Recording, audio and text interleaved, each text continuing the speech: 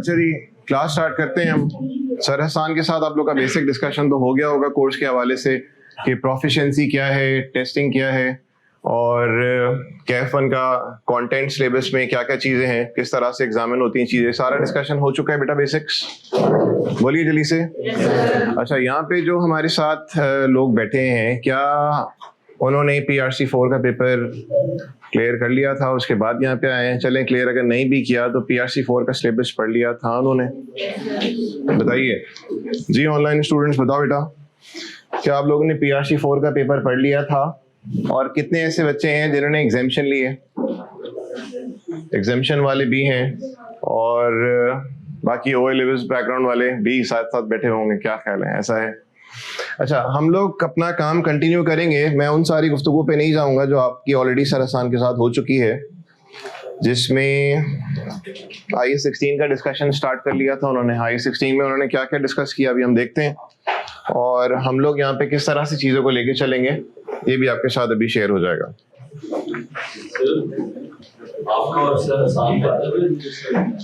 देखिए, वो आपके ऊपर डिपेंड करता है कि मेरा रजिस्टर अलग रखें या सर हसान का अलग, ठीक?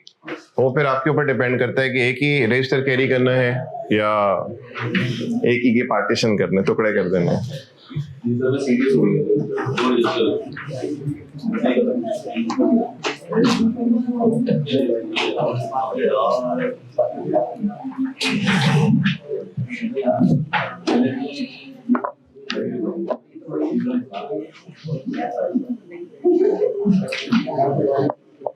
जी, हैंड आउट मिल गया सबको? जल्दी से देखें, जल्दी शेयर कर दें।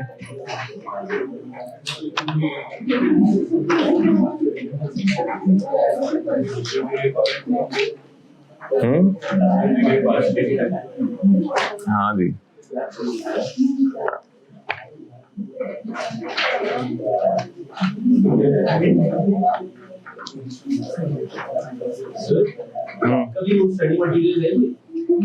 देखें, मैं भी आपके साथ कुछ चीजें शेयर करूंगा इस हवाले से कि टेस्टिंग 1 के बारे में आप जान चुके हैं और टेस्टिंग 2 के बारे में भी जान चुके हैं। प्रोफिशिएंसी 2 तो मेरे ख्याल से सारे ही टॉपिक्स का है। लास्ट अटेम्प्ट में भी और उससे पिछली अटेम्प्ट में भी जो मेरे पास कंटेंट आया सिलेबस का, तो मैंने सिर्फ और सिर्फ कवर अप किया था टेस्टिंग 2 को, जिसमें एक था IAS 16 जिसका प्रोफिशिएंसी 2 है और टेस्टिंग भी 2 है, और ये वो एरिया है जिसमें एग्जामिनर का दिल करे या ना करे उसने IAS 16 से रिलेटेड क्वेश्चन तो थ्रो करना ही है, और उसकी वेटेज भी होती है 12-15 नंबर से स्टार्ट होते होते 18-20 तक भी जा रहा होता है, और ये देखा गया है हर अटेम्प्ट में ही आता है ये सवाल। इसके साथ जो पिछली अटेम्प्ट के अंदर मैंने एरियाज अपने कवर अप किए थे उसमें एक था IAS 16 था, दूसरा था आपके पास कैश फ्लो स्टेटमेंट क्या है हम देखेंगे, इसका भी टेस्टिंग 2 है, और इसके साथ साथ था statement of changes in equity, सोशी जिसको हम लोग नाम यहाँ पे देंगे, इसका भी टेस्टिंग 2 है, प्रोफिशिएंसी भी 2 है। और टेस्टिंग 2 से मतलब ये है कि ये 2, 4, 5 क्लासेस में खत्म होने वाली कहानी नहीं है।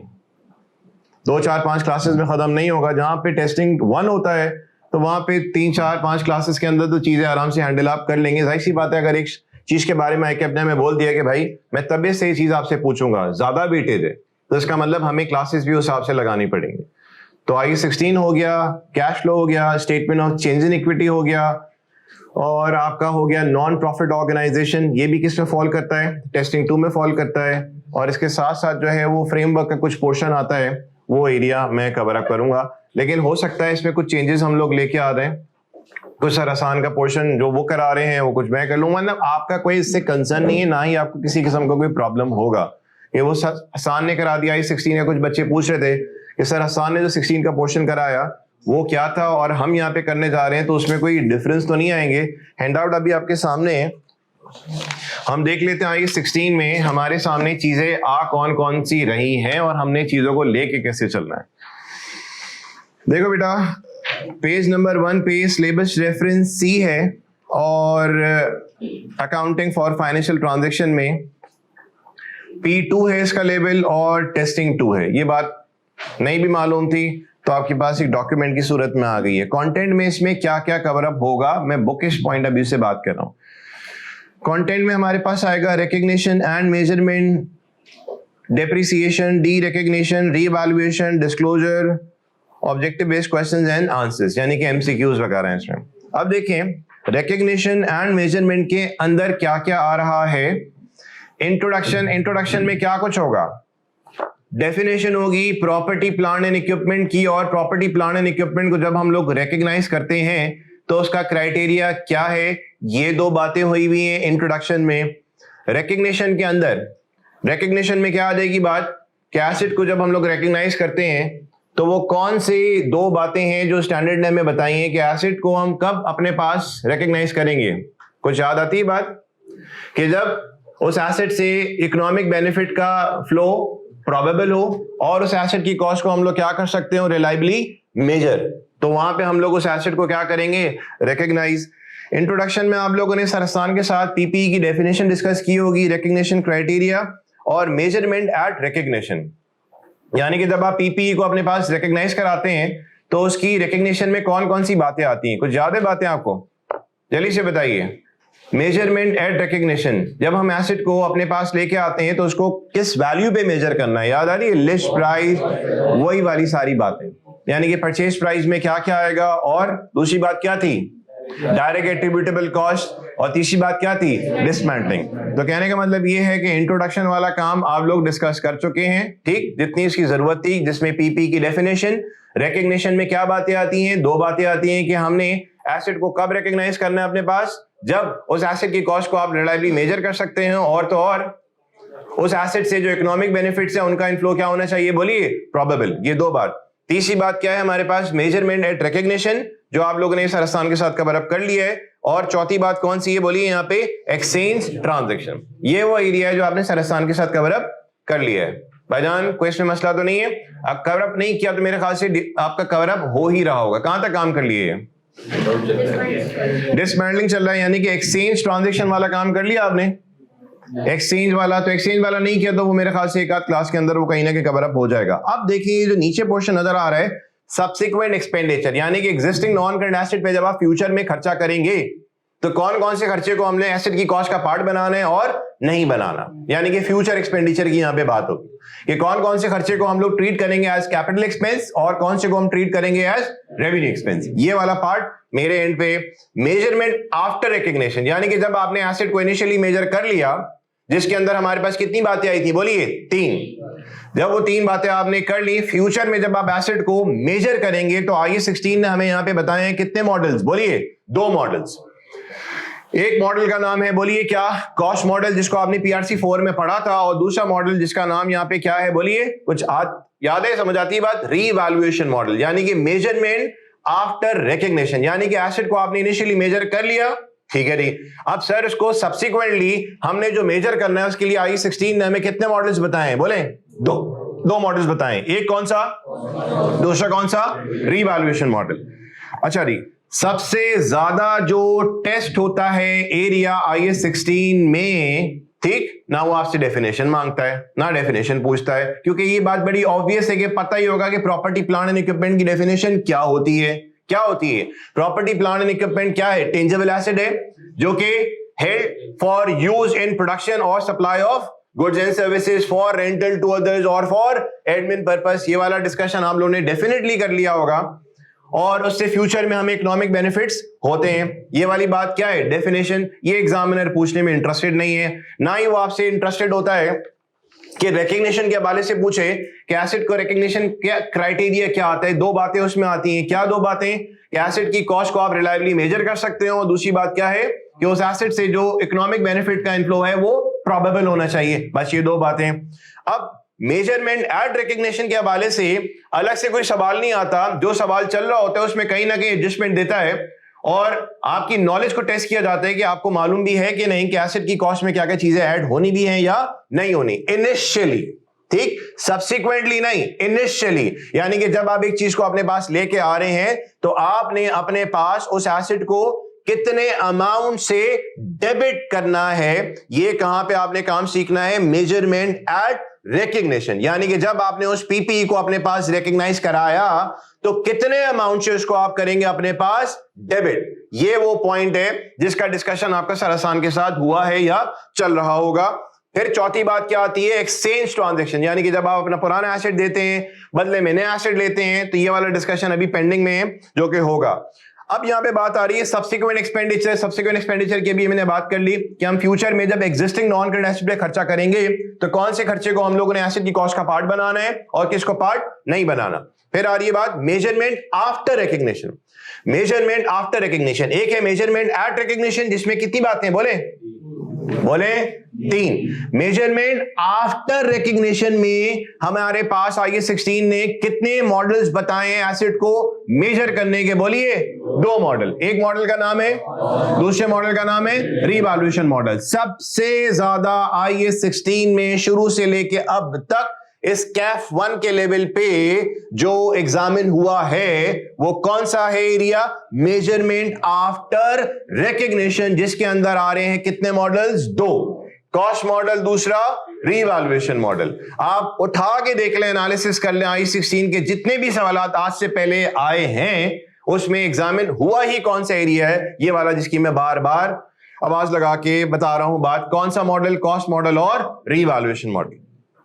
कॉस्ट मॉडल के बारे में सारे साथियों को थोड़ा बहुत पहले से इल्म है क्योंकि उन्होंने PRC 4 के अंदर जो भी अकाउंटिंग की थी वो की थी कॉस्ट मॉडल के मुताबिक, और कॉस्ट मॉडल के मुताबिक जो की थी उन्होंने वहां पे देखा कि एसेट की कॉस्ट में क्या क्या आता है क्या नहीं आता, जस्ट बेसिक आइडिया। मजीद आपका कैफ 1 के अंदर नॉलेज एनहांस हुई होगी कि क्या चीज आनी है क्या चीज नहीं आनी। फिर कॉस्ट मॉडल में आपने क्या सीखा था कि एसेट की कॉस्ट के डेबिट पे क्रेडिट पे क्या आता है, आप जानते हैं कि अलाउंस के डेबिट और क्रेडिट पे क्या आता है। बस इस हद तक आपने काम किया क्योंकि PRC 4 के सिलेबस में किसी किस्म का कोई डिस्पोजल नहीं था, किसी किस्म का कोई एक्सचेंज एसेट्स का नहीं था। सिंपल क्या था PRC 4 लेवल में, जिन लोगों को एग्जेम्पशन मिली है मैं उनके साथ भी बात क्लियर कर लूं। PRC 4 में सिर्फ क्या था, कॉस्ट मॉडल था और वहां पे हमारे पास सिर्फ डेप्रिसिएशन के 4 मेथड का बिल्कुल ऊपर से जिक्र तस्करा था। कौन सा, straight line, reducing balance method, sum of the year और यूनिट ऑफ प्रोडक्शन मेथड। ये 4 मेथड्स की बेसिक नॉलेज थी। इसके अलावा कॉस्ट अकाउंट के डेबिट क्रेडिट पे क्या आता है, अलाउंस अकाउंट के, अलाउंस आई मीन प्रोविजन बोले या एक्यूमुलेटेड डेप्रिसिएशन बोले, उसके डेबिट क्रेडिट पे क्या आता है, दैट्स इट। कुछ साथियों ने क्या किया, कॉस्ट अकाउंट भी बनाया, अलाउंस अकाउंट भी बनाया और कुछ लोगों ने नेट बुक वैल्यू अकाउंट भी बनाना PRC 4 के लेवल पे सीख लिया।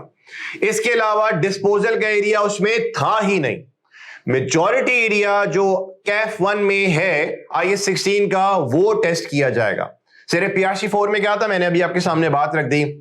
अब देखें तो मैंने आपको बता दिया मेजरमेंट आफ्टर रिकग्निशन का तकरीबन जो एरिया है वो 80 to 90% एरिया इस पूरे IAS 16 में 80 to 90% area measurement after recognition से एग्जामिनर आपसे पूछते आया है। डेप्रिसिएशन में concept and definition, there is no need to discuss what is depreciation. So depreciation is a systematic allocation as we have discussed in PRC 4 or in other studies. Concept and definition, फिर आ रहा है method of calculating depreciation. ऐसा लग रहा है कि PRC 4 का syllabus यहां पे खुल गया। डेप्रिसिएशन चार्ज एंड पीरियड, यानी कि डेप्रिसिएशन जो चार्ज करना है कि मंथली बेसिस पे करना है या हम लोगों ने करना है depreciation full year in the year of purchase and no depreciation in the year of sale. यानी कि concept and definition, method of calculating depreciation, depreciation charge and period, copy pasted from PRC 4। Copy pasted from PRC 4। कितनी बातें, 3 बातें। अब यहां पे आ रहा है change in estimate. Change in estimate में क्या होगा, हमने एसेट एक्वायर किया, उसकी जो लाइफ थी हमने एस्टीमेट की, जो डेप्रिसिएशन का मेथड था उसको एस्टीमेट किया, जो स्क्रैप वैल्यू थी एस्टीमेट की। IAS 16 ये बोलता है कि अगर उन एस्टीमेट में चेंज आएगा तो उसकी अकाउंटिंग जिस तरह से होगी वो कोई और नहीं IAS 16 आपको बताएगा। तो यहां पे हम देखेंगे कि लाइफ में स्क्रैप वैल्यू में या मेथड में चेंज अगर आएगा तो उसकी अकाउंटिंग किस तरह से होनी है वो यहां पे डिस्कस किया जाएगा, जो कि आपने आज से पहले डिस्कस किया था नहीं किया था, बोलिए बताइए। PRC 4 में किया था नहीं किया था, किया था। यहां पे सिर्फ क्या हो जाएगा, वो सारी बातें तो रहेंगी अपनी जगह लेकिन इसमें रीवैल्यूएशन मॉडल का तड़का इसमें ऐड हो जाएगा। यानी कि देखें concept and definition copy pasted from PRC 4, method of calculating depreciation charge and change in estimate, ये सारा का सारा डिस्कशन आपने पीआरसी 4 में कर लिया। नहीं भी किया तो हमने सारी चीजों को करके आगे ही गुजरना है। अकाउंटिंग फॉर डेप्रिसिएशन, अकाउंटिंग देखेंगे इसमें हमने किस तरह से लेजर्स बनाने, क्या डेबिट क्रेडिट वगैरह वगैरह। डी रिकग्निशन, ये आपकी पीआरसी 4 में नहीं था। डी रिकग्निशन में क्या है? डी रिकग्निशन का मतलब जब आपने एसेट ले आए और फ्यूचर में जब उस एसेट को आप करते हैं अपने पास से डिस्पोज, तो डिस्पोजल की जितनी भी अकाउंटिंग है वो सारी यहां पे होनी है। और फिर जो एरिया जो एग्जामिनर का सबसे पसंदीदा एरिया है वो कौन सा है? रीवैल्यूएशन। और रीवैल्यूएशन मॉडल सब लोग हो सकता है जिन्होंने ए लेवल्स किया हुआ है उनको रीवैल्यूएशन का कुछ आइडिया हो। बाकी जितने भी साथी हैं आईकॉम वाले या एग्जामिशन वाले या जो पीएचडी 4 से आए उनको रीवैल्यूएशन मॉडल के बारे में कोई आइडिया नहीं है। रीवैल्यूएशन मॉडल को यहाँ पे जीरो से हमने डिस्कस करना है और सबसे ज्यादा क्लासेस हमारी लगनी है इस एरिया पे। लाइक फॉर एग्जांपल अगर I16 की 12 क्लासेस हैं, घट में घट 12 क्लासेस, तो उन 12 क्लासेस में 4 क्लासेस जो होंगी उनका ताल्लुक जो होगा कॉस्ट मॉडल से होगा, और बाकी की जो तकरीबन आप कह लें 4 या 5 क्लासेस होंगी उनका ताल्लुक जो होगा वो रीवैल्यूएशन मॉडल से होगा। और बाकी जो 2-3 क्लास या 4 क्लास रहती हैं, 4-4 के हिसाब से अगर हम डिस्ट्रीब्यूट कर लें तो 4 class cost model, 4 class revaluation model और 4 क्लास जो हैं वो लगेंगी हमारी डिस्क्लोजर्स पे। डिस्क्लोजर्स के बारे में किसी को भी प्रायर नॉलेज नहीं है। तो बेसिकली ये वो 3 एरिया हैं जिसपे IS16 जो है वो आज से पहले एग्जामिन होता है। तो रीवैल्यूएशन मॉडल आपके सामने और डिस्क्लोजर्स वाली एरिया भी जो है इसको हम लोग डिटेल में डिस्कस करेंगे। तकरीबन 12 क्लासेस तो लगनी है। अच्छा जी, अब आगे जरा बढ़िएगा।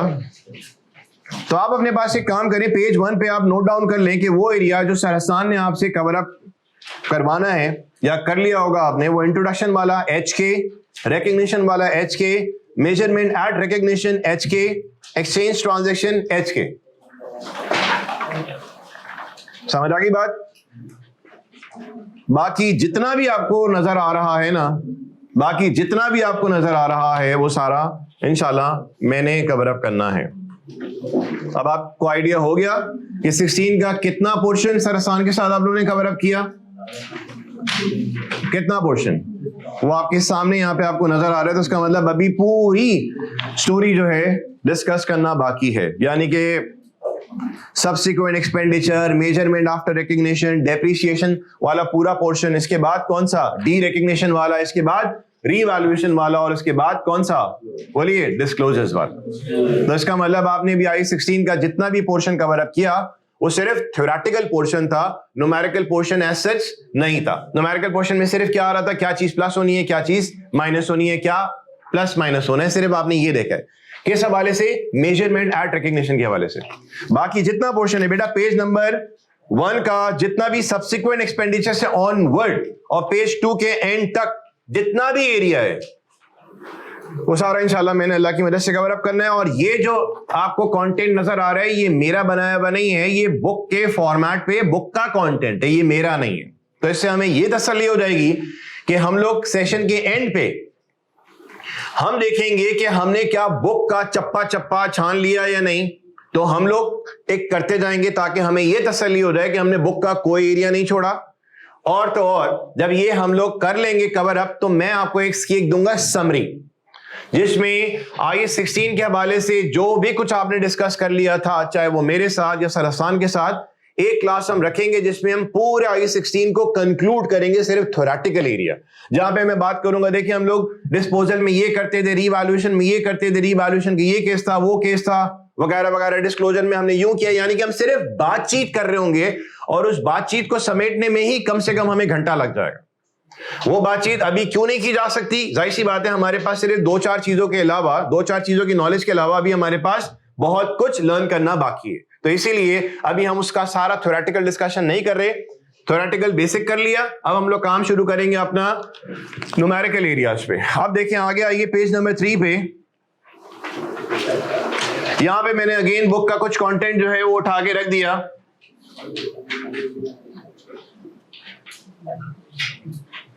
जिसमें आपको नजर आ रहा है डेप्रिसिएशन क्या है, definition, need not to discuss, systematic allocation of depreciable amount, copy pasted from PRC 4 and from CAF 1 study text, depreciable amount क्या है? डेप्रिशिएबल अमाउंट क्या होता है बोले?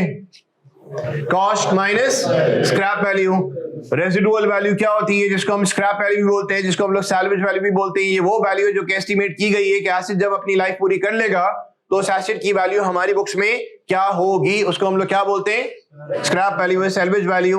एक्यूमुलेटेड डेप्रिसिएशन, क्या ये वाली बात में कोई दिक्कत परेशानी तो नहीं है? एक्यूमुलेटेड डेप्रिसिएशन बोले बेटा। और फिर कैरिंग वैल्यू, कैरिंग अमाउंट बोले, कैरिंग वैल्यू बोले, ये क्या है? Cost minus accumulated depreciation is equal to what? Carrying value. अब देखिए method of calculating depreciation, straight line. इसी तरह से आरबीएम, आगे देखिए sum of the year digit method, और आ रहा है यूनिट ऑफ प्रोडक्शन मेथड। ये वाला सारा डिस्कशन आप लोग पहले भी कर चुके हैं, तो आप लोग की सिर्फ याददाश्त के लिए यहाँ पे चीजें डॉक्यूमेंट में लिख दी गई हैं, ताकि उसको अगर आप रिवाइज करना चाहें, देखना चाहें तो आप देख सकते हैं। हो सकता है हमें आगे जा रहे हो और हमें फॉर्मूला याद ना आ रहा, तो मैं बोलूंगा यार एक काम करें, पेज नंबर 3 पे रेफर करें और वही जो फॉर्मूला हमने पहले पढ़ा हुआ था एक दफा आपकी याददाश्त अच्छी हो जाएगी। फिर सम ऑफ द डिजिट का एक एग्जांपल भी दी हुई है, और पेज नंबर 5 से शुरू हो रहे हैं यहाँ पे प्रैक्टिस क्वेश्चंस। और प्रैक्टिस क्वेश्चन जो होंगे, देखें वो चीज जिसमें आपको सबसे ज्यादा मुझसे हो सकता है प्रॉब्लम हो, वो ये कि सबसे ज्यादा हमने या मैंने जिस चीज पे फोकस करना है, न्यूमेरिकल बेस्ड पेपर है। और ये एरिया मैंने आपको बता दिया, IE16 का आज से पहले जिंदगी में जब भी टेस्ट हुआ कैफ लेवल पे, तो ज्यादातर टेस्टिंग हुई है उसकी न्यूमेरिकल एरिया, और न्यूमेरिकल एरियाज में सिर्फ 2 एरियाज है। एक कौन सा? मेजरमेंट आफ्टर रिकग्निशन, जिसके अंदर क्या आता है बोले? 2 मॉडल्स। एक कौन सा? कॉस्ट। दूसरा कौन सा? Revaluation model. कूट के एग्जामिनर आपसे ये पूछेगा ये चीजें। और दूसरी चीज हम ले लें तो वो कौन सा एरिया है? डिस्क्लोजर। यानी कि पूरा ये 16 जो एग्जामिनर आज से पहले पूछते आया है, वो सिर्फ 2 चीजें हैं।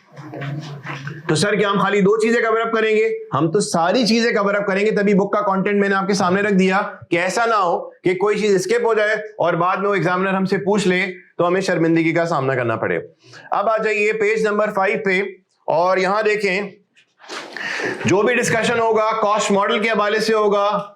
It will be a quick revision, it will be a quick revision till question number 4। It will be a quick revision. दे देता हूं,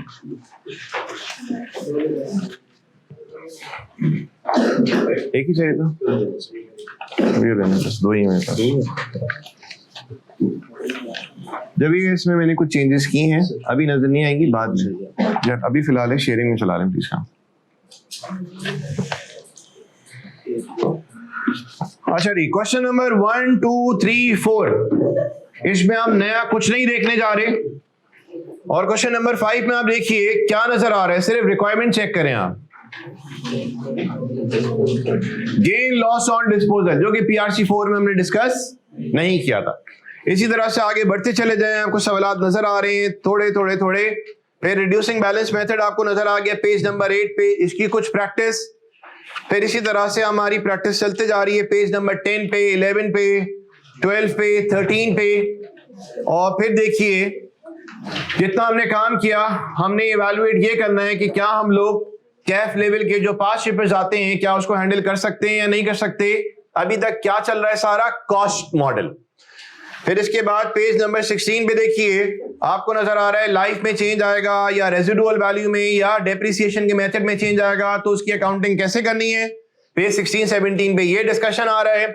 और पेज नंबर 18 पे आपको डिस्कशन नजर आ रहा है सब्सिक्वेंट कॉस्ट, यानी कि क्या मतलब एग्जिस्टिंग नॉन करंट एसेट पे जब हम फ्यूचर पे खर्चा करेंगे तो कौन से खर्चे को हमने एसेट की कॉस्ट का पार्ट बनाना है और कौन से को नहीं बनाना।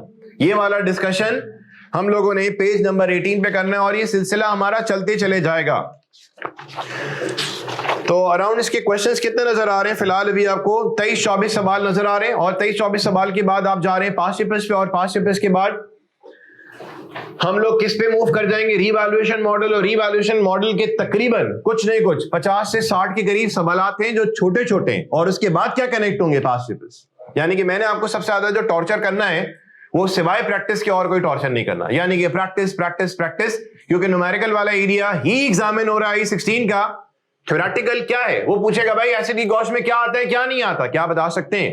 एसिड को पीपी की डेफिनेशन क्या है, रिकग्निशन क्या है, इस IAS 16 में पूछने का इसके पास कुछ ज्यादा है ही नहीं सिवाय किस चीज के, मैं बार बार बोल रहा हूं, मेजरमेंट आफ्टर बोले रिकग्निशन, जिसके अंदर कितनी चीजें, दो, कॉस्ट मॉडल दूसरा, और दूसरी चीज क्या है IAS 16 में सबसे ज्यादा जो एग्जामिन होती है वो कौन सा है, डिस्क्लोजर। ये दो एरिया है, यानी कि सब्सिक्वेंट मेजरमेंट आफ्टर रिकग्निशन और दूसरा कौन सा, डिस्क्लोजर्स। 5 पेपर जितने उठाएंगे ना आपको सिवाय इन दोनों के एरियाज के, और शायद जो नजर आएगा वो तीसरा एरिया होगा, वो कौन सा होगा, मेजरमेंट एट रिकग्निशन, जो सर आसान के साथ अभी आप कर रहे हैं। 5 पेपर्स की भी कुछ सवाल किए होंगे मेरे ख्याल से आप लोगों ने अभी कर लिए 5 पेपर्स के, तो समझे वो वाला एरिया, बाकी 2 एरिया समझे मेरे पास रखें। चले जी शुरू करते हैं, क्वेश्चन नंबर 1 पे आइए। किसी किस्म का कोई सवाल आपके माइंड में है तो प्लीज बताइए, तो फिर हम आगे बढ़ सके। कोई क्वेश्चन जो ऐसा सर आसान से आपने पूछा और मुझसे पूछना चाह रहे हैं, किस तरह से लेके चलेंगे, या कोई ऐसी बात प्लीज अगर है तो आप पूछिए, उस मसले को दूर कर लेते हैं इनिशियली। जी बेटा, ये जो IAS 16 और सर आसान का पार्ट है वो खत्म हो गया। सर आसान का पार्ट सिर्फ तारुफ वाला था, यानी कि उन्होंने सेशन को स्टार्ट किया, उन्होंने IAS 16 का स्टार्टअप लिया और बता दिया, क्योंकि PRC 4 में या ICOM या O लेवल्स वाले स्टूडेंट ने पहले पढ़ी हुई थी चीजें, तो उनको थोड़ा सा कंफर्ट जोन मिला कि हाँ भाई हम लोग जो करने जा रहे हैं ऐसा कुछ नया है, मुश्किल नहीं है, सिर्फ एक थोड़ा सा चीजों को फाइन ट्यून किया, दैट्स इट। जब हसान सर आसान का पोर्शन कहां पे आके एंड हो जाएगा बेटा, मैं साफ साफ बात बोल रहा हूं, कितनी बातें, पीपी की डेफिनेशन सर आसान, रिकग्निशन ठीक सर आसान, मेजरमेंट एट रिकग्निशन बोले सर आसान, चौथी बात एक्सचेंज ट्रांजैक्शन सर आसान। बाकी मैंने आपको बुक से भी बता दिया कि वो 4 एरियाज हैं, बाकी आप जितने सफे पलटते जाएंगे सबकी जिम्मेदारी मेरे कंधों पे, डन। और 16 वाला एरिया जो है, कौन सी ऐसी अटेम्प्ट है कि एग्जामिनर का मूड नहीं बना 16 का सवाल देने को, हमेशा उसने जो है ना वो देते चले जा रहे, और दिन ब दिन जो है मामला कॉम्प्लेक्स पे कॉम्प्लेक्स होते चले जा रहे हैं। अच्छा एक और बात, IAS 16 अपने आप में सवाल बन के आता है, या तो सिर्फ 16 का होगा। अब देखा ये जा रहा है कि IAS 16 जो है अपने साथ दूसरे साथियों को भी लेके आता है, वो कभी कभी अपने साथ 16 36 को ला रहा है, 16 40 के साथ आ रहा है, समझ गए, IAS 40 की बात कर रहा हूं, IAS 36 की बात कर रहा हूं, यानी कि IAS 16 सारे स्टैंडर्ड्स का बानी है। यानी कि सबसे पहला स्टैंडर्ड कौन सा है, IAS 16। ये भी शायद सर आसान से आपकी बात हुई होगी, ये वो स्टैंडर्ड है, ठीक, जैसे कुछ लोग की आदत होती है ना, हर लोगों में घुस जाए और हेलो हाय करना शुरू हो जाए, यानी कि IAS 16, मैं ज़ुहैब की बात नहीं कर रहा, लेकिन ये भी कॉन्फिडेंस होता है कि आप भाई इतना तप्पड़ रखते हैं और बाकी लोग सिर्फ हसरत ही कर रहे होते हैं और ज़ुहैब बाजी ले जाता है, ये बात तो ये है ना। एनीवेज अब सुनिए, IAS 16 अपने साथ जितने भी स्टैंडर्ड है सबको साथ लेके चलता है, क्या ख्याल है ज़ुहैब? 16 के साथ 36 भी लगता है, 20 भी लगता है, 40 भी लगता है, 23 भी लगता है, you just name it, FR1 level पे जितने स्टैंडर्ड्स हैं वो 36 के साथ जुड़ जाता है। IAS 16 कैश फ्लोज में भी आता है दबंग अंदाज में, IAS 16 statement of changes in equity में भी आता है, ठीक, क्या ये वाली बात समझ आई? और IAS 16 आपका नॉन प्रॉफिट ऑर्गेनाइजेशन में भी आता है, लेकिन वहां पे जो एरिया टेस्ट हो रहा होता है वो अमूमन कॉस्ट मॉडल होता है। बोले आसान की एक बुक है जो स्टडी मटेरियल है जिसमें सारे हैंडआउट्स कंपाइल्ड है, तो आपका भी वैसे भी है यार। देखिए मैं अपने हैंडआउट को, जैसे सर आसान ने एक बुकलेट बनाई हुई है जिसमें सारे आपको नोट्स मिल जाएंगे। मेरे साथ थोड़ा सा मसला ये है कि मैं हर सेशन में कुछ ना कुछ अपने नोट्स के अंदर चीजें मतलब अपडेट करता हूं, तो हो सकता है कि या तो मैं आपको वो एक बुकलेट दे दूं, अगर बुकलेट नहीं दूंगा तो मैं आपको स्लोली ग्रेजुअली जब जब जरूरत पड़ेगी तो मैं हैंडआउट आपको देते चले जाऊंगा, क्योंकि मैं हर दफा ही उन हैंडआउट्स के अंदर कुछ चीजें ऐड करता हूं, कुछ चीजें लेस करता हूं, क्योंकि जाहिर सी बात है अगर मुझे तकरीबन 16-17 साल हो चुके हैं ओवरऑल टीचिंग में, तो जाहिर सी बात है चीजें आप लोग से भी सीखने को मिल रही होती हैं, सिचुएशन के हिसाब से ICAP का कब माइंड चेंज हो रहा है तो उसको थोड़ा सा ग्रैब करके हैंडआउट के अंदर चेंजेस करनी पड़ती है। और टीचिंग के हवाले से अगर रही बात, तो मैं तकरीबन 17 साल मुझे हो चुके हैं अल्हम्दुलिल्लाह। क्वालिफिकेशन के हवाले से ACC किया हुआ है, साथ में सिमा है और MBA फाइनेंस किया हुआ है और आपकी खिदमत में हाजिर है। टीचिंग के हवाले से 17 साल हो चुके हैं। बाकी ये कि यार मेरी कोशिश ही रहती है कि अल्लाह मेरी मदद करे ताकि मैं जो चीज आपके साथ शेयर करना चाह रहा हूं आप लोग को समझ आ जाए। ठीक, तो हमेशा कोशिश मेरी यही है। बाकी जो है हम उम्मीद है कि इंशाल्लाह कहीं मायूसी नहीं होगी। क्वेश्चन नंबर 1 पे आ जाइए। मूसा भाई तो एंट्री मारेंगे कहीं ना कहीं। चले जी, आइए 16।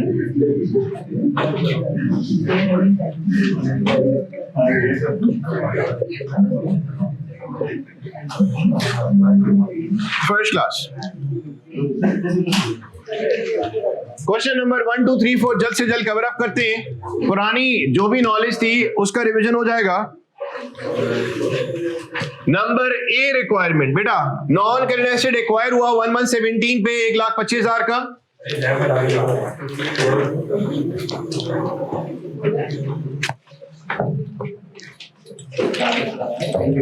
सही,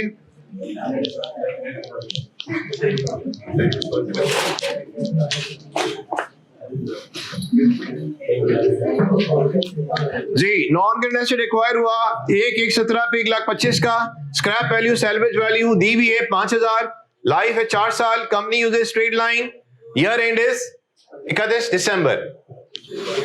डेप्रिशिएबल अमाउंट मालूम करना है और रेट ऑफ डेप्रिसिएशन और एक स्टेटमेंट शो करनी है। डेप्रिशिएबल अमाउंट बोलिए। डेप्रिशिएबल अमाउंट बोलो बेटा।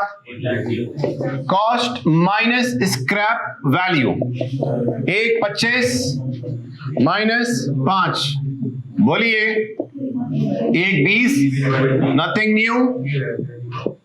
रेट 1 ओवर लाइफ बोलो बेटा। 1 ओवर लाइफ कितनी है?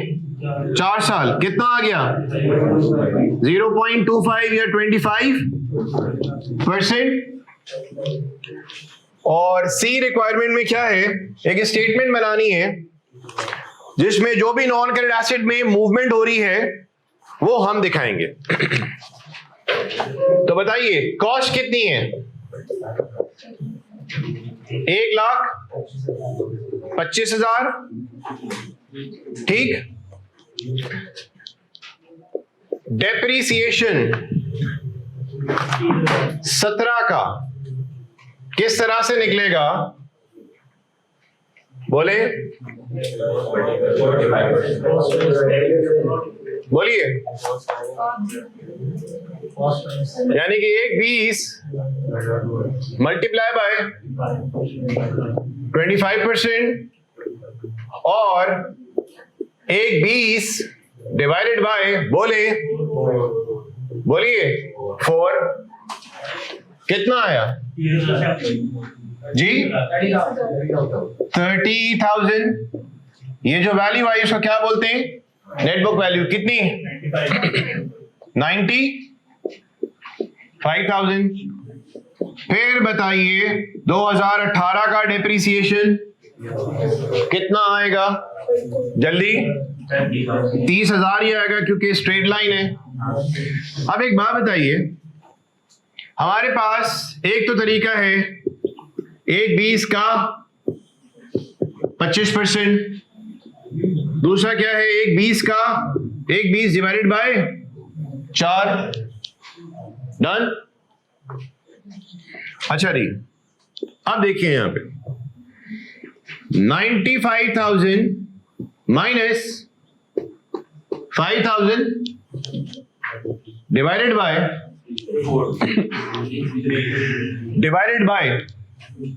95,000 बेटा है क्या? Carrying value. 5,000 क्या है? Scrap value. अच्छा जी, तो अगर मैं टोटल कॉस्ट ले रहा हूं, ठीक, तो डिवाइड करा है टोटल लाइफ से। और अगर मैं कैरिंग वैल्यू ले रहा हूं तो हम क्या करें यहां पे? Remaining life. टोटल लाइफ है कितनी जी? 4 इयर्स। और कितने साल एसिड यूज हो चुका है? तो बताइए 90,000 डिवाइडेड बाय आप करते हैं 3, कितना आ गया जी? ये जो फॉर्मूला आपने अभी यहां पे बनाया ये क्या है? Carrying value minus scrap value divided by, बोलिए, रिमेनिंग लाइफ। क्या ये वाली बात समझ आई? अच्छा रही। ये बताएंगे आप कॉस्ट माइनस, या मैं यूं कर दूं, depreciable amount divided by total useful life. ठीक, ये वाला एरिया बताइए, depreciable amount multiply by rate. ये आपने अपने पास कहीं ना कहीं चीजें नोट करनी है। शुरू के 4 सवाल में हम सिर्फ चीजों को रिवाइज कर रहे हैं, नया कुछ नहीं है, राइट? जिन्होंने PRC 4 पढ़ा या ICOM या OA लेवल जो भी किया हुआ है, बेसिकली हम पिछला जो काम था 4 सवाल में उसको रिवाइज करना चाह रहे हैं। बोलो बेटा, कितना? 65,000 सेटल। इसी तरह से आप लोग 2019 का बताइए, 30,000, ठीक, कितना? 35,000। और फिर 20 के लिए भी बताइए कितना? 30,000। तो ये कितना हो गया? 5,000। नेट बुक वैल्यू कहें, कैरिंग वैल्यू कहें या नेट बुक वैल्यू कहें, ठीक, समझ रही बात? हमने ईयर 3 ईयर 4 के लिए डेप्रिसिएशन अलग से लिखा नहीं है, क्योंकि हमने ईयर 2 में यानी कि 2018 में देख लिया कि हमारे पास कुछ फॉर्मूले जो लग रहे हैं वो कौन कौन से हैं।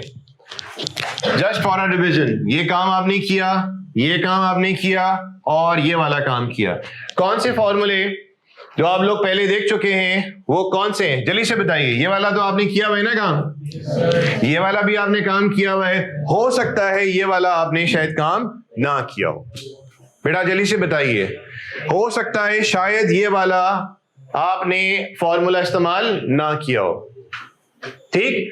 तो carrying value minus scrap value divided bye remaining life. Done, ठीक? जल्दी से कॉपी कर लें इसको। सही है, आगे बढ़े। क्वेश्चन नंबर 2 पे आ जाएं। इसमें किसी किस्म की कोई दिक्कत परेशानी तो नहीं है? जल्दी बोलिए। इसमें ये फॉर्मूला से आंसर बड़ी 4% आ रहा है। किसका? इसका पहले वाले का, जो रेट का फॉर्मूला दिया हुआ है ना। अच्छा, आप पहले मुझे ये बताइए, जो भी सवाल है प्लीज मुझसे जरा कीजिए। आपने बोला कि सर रेट आ रहा है 24%, ठीक? ऐसा ही है सबका क्वेश्चन। हेलो, रेट आ रहा है 24%। There are 2 rates. बहुत शुक्रिया, आपने इस चीज को हाईलाइट किया। देयर आर 2 रेट्स, ठीक? एक जो रेट है वो अप्लाई होता है कॉस्ट पे, और एक जो रेट है वो अप्लाई होता है डेप्रिशिएबल अमाउंट, राइट? तो सवाल ये किया गया है कि सर 2 तरह के स्ट्रेट लाइन से हम लोग रेट निकालते हैं। अपने पास नोट भी कर लीजिए, यानी कि वो रेट जो लगेगा डेप्रिशिएबल अमाउंट पे, वो क्या है? 1/लाइफ। अभी ये पता है क्या बेटा, ये जो बबल्स बन रहे हैं ना, एक बात याद रखिए, हम आगे बढ़ते चले जाएंगे and I will be assuming कि जितनी भी हमने टूल्स डिफरेंट सवाल में इस्तेमाल किए थे, ये जो बनाए थे, ये मैं आगे जाके डिस्कस नहीं करूंगा। मैं समझूंगा आपकी नॉलेज ये बिल्ट इन हो चुकी है, आगे जाके हमने इनको डिस्कस नहीं करना है। ये अभी हो गए सो हो गए, आगे जाऊंगा तो अज्यूम करूंगा ये आप लोग को चीजें मालूम है। दूसरी बात क्या? Rate on cost.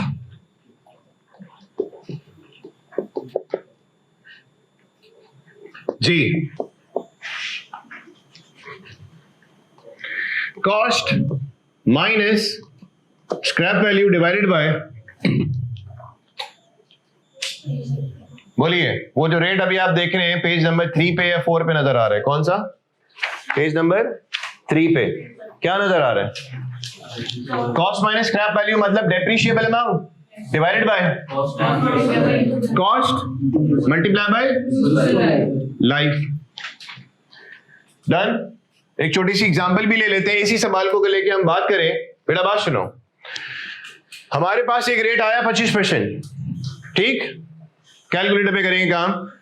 25% का जो रेट आया, बड़ी सिंपल सीधी सी बात है, 1/लाइफ के, तो हमारे पास कितना आ गया? 25%।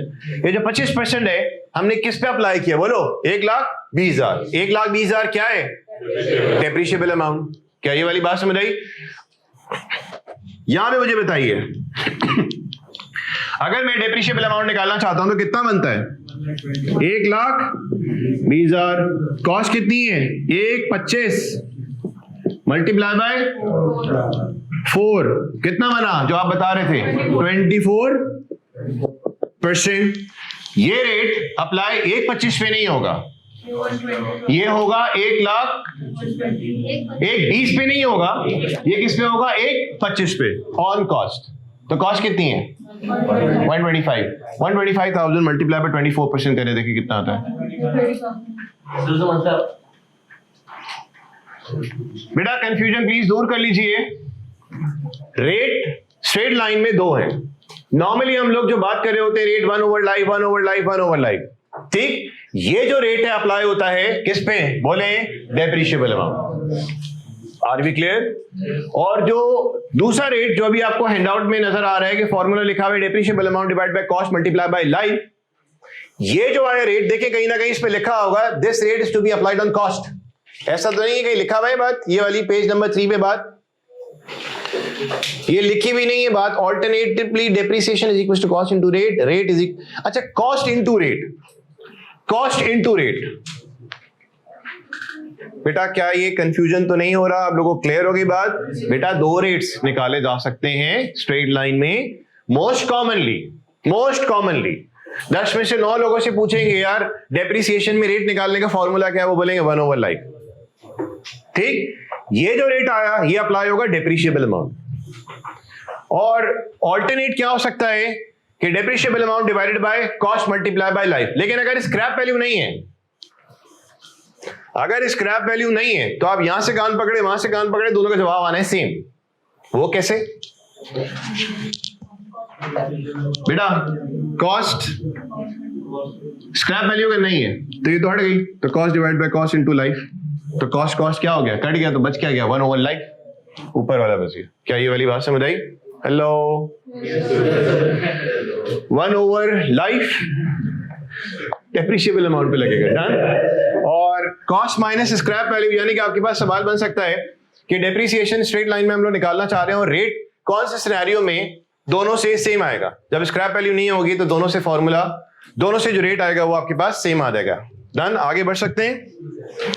इसको अपने पास प्लीज नोट डाउन कर ले ताकि ये कंफ्यूजन आगे ना रहे।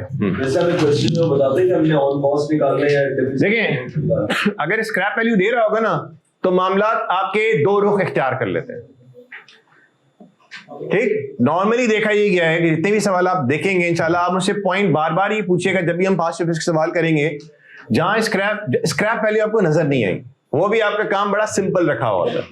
स्क्रैप वैल्यू नजर नहीं आएगी, वो काम सिंपल क्या दे रहा होता है? आपको कॉस्ट से लेके सारे मामला कराते हैं। यानी कि मेरी नजर में अभी तक आई कि आपका कोई ऐसा सवाल एज सच नहीं गुजरा कि जिसमें उसने रेट के लिए ये वाला फॉर्मूला अप्लाई किया। क्यों? क्योंकि सर उसने सिर्फ कॉस्ट ही दी है, उसने स्क्रैप वैल्यू नहीं दी। ये बात एक एक जो है नोट डाउन कर ले, जब हम पास्ट चैप्टर्स करेंगे तो आप भी ढूंढिएगा, मैं भी ढूंढ रहा हूँ, शायद मिल भी जाता है तो कौन से ऐसे मस्ती की बात है हमें पता है कि भाई किस तरह से रेट निकाला जाएगा अगर स्क्रैप वैल्यू दी हुई हो कि सिर्फ स्ट्रेट लाइन में। आगे बढ़ते हैं। आइए क्वेश्चन नंबर 2 पे, थोड़ा जल्दी प्लीज।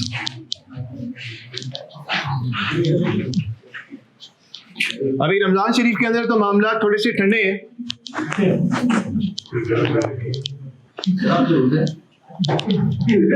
अल्हम्दुलिल्लाह, ला इलाहा इल्लल्लाह मुहम्मद रसूलुल्लाह। क्यों नहीं रखेंगे यार रोजा? अल्लाह पाक ने सेहत दी है और बहुत सारी अल्लाह ने ब्लेसिंग दी है। हम उनमें से नहीं है कि हम बोले कमजोरी हो जाएगी तो हम रोजा नहीं रखते। अनफॉर्चुनेटली ऐसे भी लोग हमारी सराउंडिंग में एग्जिस्ट करते हैं, लेकिन आपकी तो बात ही नहीं हो रही। आप तो माशाल्लाह सोम सलाद के इतने पप्पू पार्षद में पाबंद हैं, चेहरे पे नूर टपक रहा होता है स्वेब को तो देखो। अच्छा रही।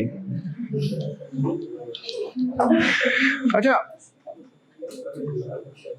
पास्ट पेपर्स के जितने सवाल आते हैं, हेलो, पास्ट पेपर्स के जितने सवाल आते हैं 16 के साथ अगर कोई भी ऐसा एरिया जो सर हसन ने कराया हो, ठीक, सर हसन तो वो अपना करा रहे होंगे, 16 के साथ अगर वो आ रहा होगा, आज से पहले मैं नहीं कराता था, 16 के साथ लेट्स सपोज IAS 40 अगर करा रहे हैं सर हसन, डन। सवाल आया 16 के साथ 40 भी जुड़ा हुआ है, सर हसन ने तो 40 करा दिया अपना, लेकिन 16 के साथ 40 जुड़ा हुआ है, तो मैं उसी पैटर्न पे, जिस पैटर्न पे सर हसन ने आपको IAS 40 करवाया था या IAS 23 करवाया था या कोई भी स्टैंडर्ड कराया था, अगर 16 के साथ आ रहा है तो मैं IAS 40 को IAS 36 जो भी था उसी पैटर्न पे कराऊंगा जिस पैटर्न पे सर हसन ने आपको कराया था, ताकि वो एक सवाल वन गो में आप कर सकें। ये वाली बात समझ आई। हम पहले ऐसा मैं नहीं करता था, जो एरिया मेरा था उस पर मैं ही काम करता था, सर हसन अपने एरिया पे काम करते थे, लेकिन अब देखा ही जा रहा है 16 के साथ जो है ना, हर शख्स, हर स्टैंडर्ड जो है वो कहीं ना कहीं उसके साथ जुड़ रहा है। 16 के साथ 36 जुड़ता है, ठीक, 36 आप सर हसन के साथ कर रहे होंगे, या 40 सर हसन के साथ कर रहे होंगे, 20 सर हसन के साथ कर रहे होंगे। 16 के साथ कोई भी चीज जुड़ती है सर हसन वाली, तो उसको मैंने अपने पास बहुत प्यारे तरीके से संभालना है और वो करा देना है। ये नहीं करेंगे कि यार वो वाला पोर्शन जो है वो सर हसन करा देंगे, वो तो कर ही लिया होगा, इस तरह से नहीं। यानी कि अगर सवाल आ रहा है 20 नंबर का, उसमें 16 की वेटेज है फॉर एग्जाम्पल 12 नंबर की, और बाकी ये 36, बाकी 40, बाकी 23, वो सारा वन गो में हम लोग 20 नंबर का एरिया पूरा कवर अप करेंगे। आज से पहले हम ऐसा नहीं करते थे, लेकिन एग्जामिनर ने जब इस तरह से करना शुरू कर दिया है कि वो डिफरेंट स्टैंडर्ड्स को मर्ज करके दे रहा होता है, तो हम भी इस तरह से सवाल हैंडल करेंगे। अब आइए क्वेश्चन नंबर 2 पे। क्वेश्चन नंबर 2, थोड़ा सा जल्दी प्लीज।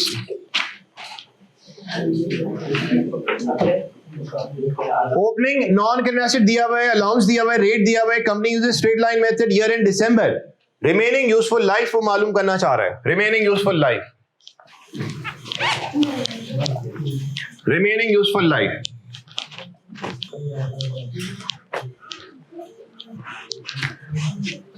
हाँ जी, रिमेनिंग लाइफ बोले। मेरा आपसे सवाल, एसिड की कॉस्ट है बेटा, बात सुनिए, हेलो, एसिड की कॉस्ट है 1000 और 10 साल लाइफ है, ठीक, स्ट्रेट लाइन है। बताइए डेप्रिसिएशन कितना होगा एक साल का? 1000 इज कॉस्ट, लाइफ इज 10 साल, स्ट्रेट लाइन। बताइए डेप्रिसिएशन कितना होगा? 100। क्या ये मेरी बात समझ आ गई? अब मेरा आपसे सवाल, 200 कितने सालों का होगा? 300 कितने सालों का? अच्छा, तो 600 कितने सालों का होगा? ये किस तरह से आप बता रहे हैं 6 साल? या आपने 6 साल जो अभी मुझे बताया, इसके पीछे जो मैकेनिज्म ऑटो पे चलना शुरू हो गया आपका, वो क्या था ऑटो पे? कि मैंने आपसे पूछा ये जो 600 है ये कितने साल का होगा, तो आपने छूटते ही बोल दिया सर जब 1 साल का 100 तो 2 साल का 200, 6 साल का 600। तो अगर न्यूमेरिकली इस चीज को आप देखें तो कैलकुलेशन हो क्या रही है, यानी कि मैं किस तरह से ये 6 का डिजिट मालूम कर रहा हूं, क्या डिवाइड मल्टीप्लाई प्लस क्या कर रहा हूं कि मेरे पास ये 6 आ रहा है।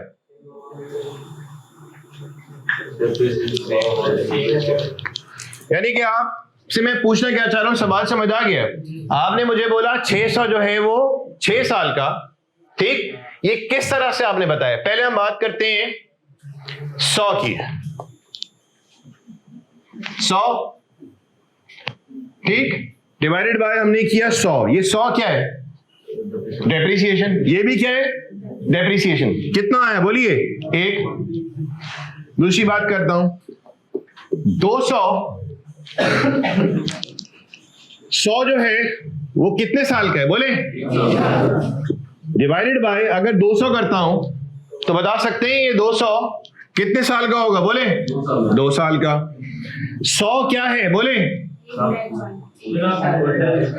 उल्टा सीधा, जल्दी से बताइए। यहां पे लिखो 200, यहां पे लिखें 100, यहां पे लिखें 300, यहां पे लिखें 100। बताइए, यह आया 3। ये 200 क्या है? ये 200 क्या है? ये 300 क्या है? इसी तरह से मैं बोलता हूं यहां 400 डिवाइडेड बाय 100, ये कितना है? 4 साल का। इसी तरह से अगर मैं आपसे पूछूं ये जो 700 है, ठीक, ये कितने साल का है? तो आप डिवाइड बाय क्या करेंगे? 100, तो ये कितना आया? 7। आप मुझे बताओ यहां पे फॉर्मूला बन क्या रहा है? फॉर्मूला क्या बन रहा है यहां पे? यहां पे चले बताइए जी, जोर से बोले। Accumulated divided bye depreciation expense, ये भी क्या है? Accumulated divided bye depreciation expense. तब आप मुझे बताइए, रिमेनिंग लाइफ मुझे मालूम करनी है, रिमेनिंग लाइफ मुझे मालूम करनी है। यहां पे हमें रेट जो दिया हुआ है, ठीक, 1 ओवर रेट किया तो क्या आ जाएगा? जल्दी से बताइए। 1 ओवर रेट किया तो मेरे पास क्या आ जाएगा? No no no, 1 over rate करते हैं तो क्या आएगा आपके पास? करके देखिए। 1 ओवर रेट कितना है? 20%। कितना आया? 5 साल आया। 5 साल क्या है? क्या ये रिमेनिंग है या टोटल है? बोले टोटल है। हमने यहां पे मालूम करना है कि लाइफ रिमेनिंग रह कितनी गई। इसके लिए क्या करेंगे? जो भी हमारी टोटल लाइफ है उसमें से हम लोग यूज लाइफ को क्या करें? माइनस कर दें, तो हमारे पास क्या बच जाएगी? Remaining life. तो ये है, बोले, टोटल लाइफ। और टोटल लाइफ निकालने के लिए हमने क्या किया? बोलो, 1 ओवर रेट किया। 1 ओवर रेट मतलब 1 ओवर 20%, ठीक। मैं से माइनस क्या कराऊंगा? एसिड जो मेरा यूज हो चुका है। कितने साल एसिड यूज हो चुका है ये जानने के लिए हम क्या करेंगे? ये जानने के लिए हम क्या करेंगे? ये तो बात सबको समझ आ रही है ना भाई? टोटल लाइफ में से जितना एसिड यूज हो चुका है निकाल दो तो बची हुई लाइफ आ जाएगी। This is very simple. Total life निकालने के लिए 1 ओवर 8 किया। कितने साल एसिड यूज हो चुका है ये मालूम करने के लिए हम क्या करेंगे? क्या हमें सवाल में एक्यूमुलेटेड डेप्रिसिएशन गिवन है? बोले डन। अब वो कितने साल का है हमें इसका इल्म वैल्यू को देख के नहीं हो सकता। तो सर ये कितने सालों का है इसको पता करने के लिए अभी अभी जो हम लोग यहां पे कुछ बातचीत कर रहे थे कि अगर 100 जो है वो 1 साल का है तो 400 कितने साल का? 4 साल का। तो मैंने 400 डिवाइडेड बाय क्या किया? 100। तो 400 क्या था? जल्दी से बताइए। एक्यूमुलेटेड। और 100 क्या है? Expense for the year. तो accumulated divided by expense for the year करता हूं तो मेरे पास क्या आ जाएगा? एसेट कितने साल यूज हो चुका है। तो मैं यहां पे क्या कर रहा हूं? एक्यूमुलेटेड डेप्रिसिएशन डिवाइडेड बाय, बोले, डेप्रिसिएशन एक्सपेंस। क्या ये वाली बात समझ आई? देखो बेटा, हमने जो फॉर्मूला यहां पे अभी भी आपकी मदद से बनाया वो क्या बनाया कि टोटल लाइफ जितनी थी उसमें से जितना एसिड यूज हो चुका है माइनस करा दें तो हमारे पास क्या आ जाएगा? बोलिए रिमेनिंग लाइफ। टोटल लाइफ मालूम करने के लिए हमने क्या किया? 1 ओवर 8 किया। तो टोटल लाइफ क्या आ गई? बोलिए ये कितना है? जल्दी से बताइए। एक्यूमुलेटेड कितना है? 4000। और depreciation expense for the year कितना है? 2000। क्या ये वाली बात समझ आई? 2000 कैसे आया? तो यहां पे कितना? 5 years minus 2 years is equals to, बोलिए, 3 years हमारे पास क्या आ गया? बोलिए रिमेनिंग लाइफ। अभी हम सिर्फ उन टूल्स को जमा कर रहे हैं जिसको हमने आगे थ्रू आउट इस्तेमाल करना है। क्या इसमें किसी को कोई प्रॉब्लम, दिक्कत तो नहीं है? यानी कि रिमेनिंग लाइफ निकालने के लिए हमने क्या किया? जितनी भी टोटल लाइफ थी उसमें से यूज लाइफ माइनस करा दी तो हमारे पास क्या आ गई यहाँ पे? Remaining life. Nothing special in it. आगे बढ़िए।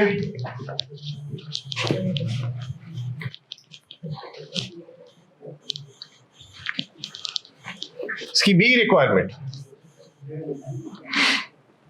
बी रिक्वायरमेंट में क्या है? Depreciation expense. मालूम करना है हमने, दो तरीके से इसने हमसे पूछा है। कौन से दो तरीके हैं? टोटल लाइफ को लेके और रिमेनिंग लाइफ को लेके। टोटल लाइफ को लेके अगर हम डेप्रिसिएशन निकालना चाहते हैं, जो कि बड़ा आसान है, तो बताएंगे आप क्या है? बोलिए। टोटल लाइफ को अगर लेके हम चलना चाहते हैं, कैसे निकालेंगे डेप्रिसिएशन? डेप्रिशिएबल अमाउंट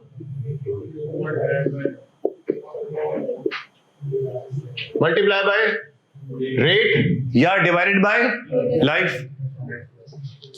कितना? कैलकुलेशन बताइए। 10,000 मल्टीप्लाई बाय कितना? 2,000। ठीक। टोटल लाइफ को देखते हुए हमने निकाला, और डेप्रिसिएशन एक्सपेंस निकाल रहे हैं हम लोग रिमेनिंग लाइफ की मदद से। तो बोले बेटा, रिमेनिंग लाइफ की मदद से हम क्या करेंगे यहाँ पे? अभी अभी हमने पीछे एक फॉर्मूला बनाया था, याद करें। क्वेश्चन नंबर 1 में रिक्वायरमेंट नंबर मेरे ख्याल से वो कौन सी थी? हाँ जी, तो बताइए। कैरिंग वैल्यू, ठीक। स्क्रैप वैल्यू तो हमारे पास है नहीं, divided by remaining life. Carrying value बताओ, ब्रेकअप के साथ बताइए। 10,000 माइनस 4,000 डिवाइडेड बाय, सुनिए, अगर मैंने यहां से मालूम कर लिया है 3, ठीक, तो मैं कॉपी पेस्ट करूंगा। यहां पे हमने अलग से इसलिए किया, इसको इतनी इज्जत दी ताकि ये चीज दिमाग में बैठ जाए, क्योंकि आगे जाके हम लोग इसके ऊपर अलग से काम नहीं कर रहे होंगे। डेप्रिसिएशन जब आ रहा होगा तो हम लोग कभी टोटल लाइफ ले रहे होंगे, कभी हम लोग रिमेनिंग लाइफ ले रहे होंगे। डन। अब बताइए, वैसे हम यहाँ पे लिख रहा हूं फॉर्मूला 1/, रेट कितना है? 20%। जान के कर रहा हूं ताकि ये चीज पक्की हो जाए। सबसे ज्यादा जो टूल इस्तेमाल होना है इस सवाल में वो ये वाला होना है, रिमेनिंग लाइफ वाला। रिमेनिंग लाइफ वाला आपका पीछा आखिर तक नहीं छोड़ेगा। रिमेनिंग लाइफ वाला आपको आखिर तक संभाल के लेके चलना पड़ेगा। बोलिए क्या था? 4,000 डिवाइडेड बाय, ये ऑल्दो हमने काम कर लिया है बिल्कुल लेफ्ट साइड पे, लेकिन फिर भी हम यहाँ पे करें क्योंकि इसकी जरूरत हमें बहुत ज्यादा आगे पढ़ने वाली है। कितना आया? 2,000।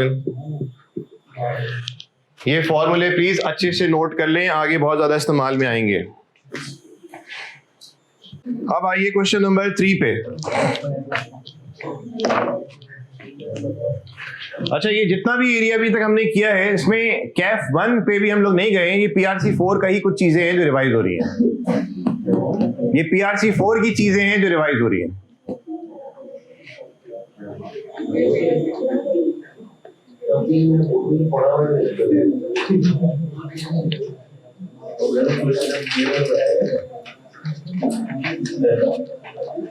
चलें जी, क्वेश्चन नंबर 3 पे आ जाइए।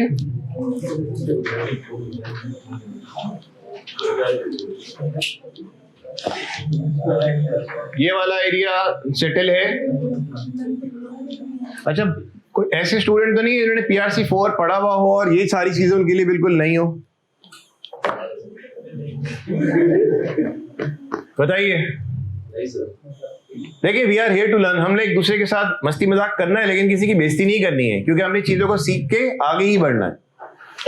मेरे भाइयों बहनों, ये सारी चीजें आप लोगों ने अगर नहीं पढ़ी हुई थी तो चले यहां से एक दफा आपके सामने से गुजर गई, लेकिन ये PRC 4 के सिलेबस का कंटेंट है जो इसको अभी हम लोग कर रहे हैं रिवाइज।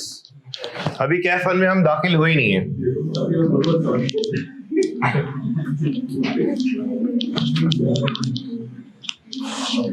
अच्छा जी, आगे बढ़े। क्वेश्चन नंबर 3 पे आ जाइए।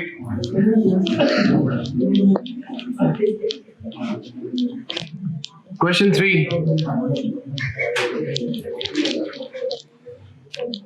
यहां पे हमने बनाना है नॉन करंट एसेट का अकाउंट, एक्यूमुलेटेड डेप्रिसिएशन का 2 अकाउंट्स बनाने हैं, और साथ साथ हमने यहां पे बनाना है बुक वैल्यू अकाउंट 14 और 15 का। अच्छा, क्या आप लोगों ने आज से पहले बुक वैल्यू अकाउंट बनाए हैं या नहीं बनाए? क्या आप लोगों ने बुक वैल्यू अकाउंट बनाए हैं या नहीं?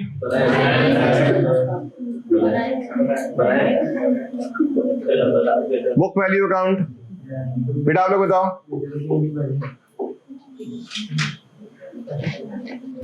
मैं आपसे पूछ रहा हूँ, मेरी तरफ ऐसे क्यों देखते हैं? मैं तुमसे पूछ रहा हूँ यार, बचपन में बनाए थे। अच्छा जी, नॉन करेंट एसेट को एक्वायर किया हमने 1114 पे, ठीक, कितने का? जब हम छोटे थे, बचपन में थे, तो 75,000 रुपए का। सही है? बताइए कॉस्ट कितनी है? यहाँ पे स्पीकर लगे हुए हैं, देखो रो मत प्लीज, रो नहीं। बताइए नॉन करेंट एसेट हमने एक्वायर किया कितने का? 75,000 का। तो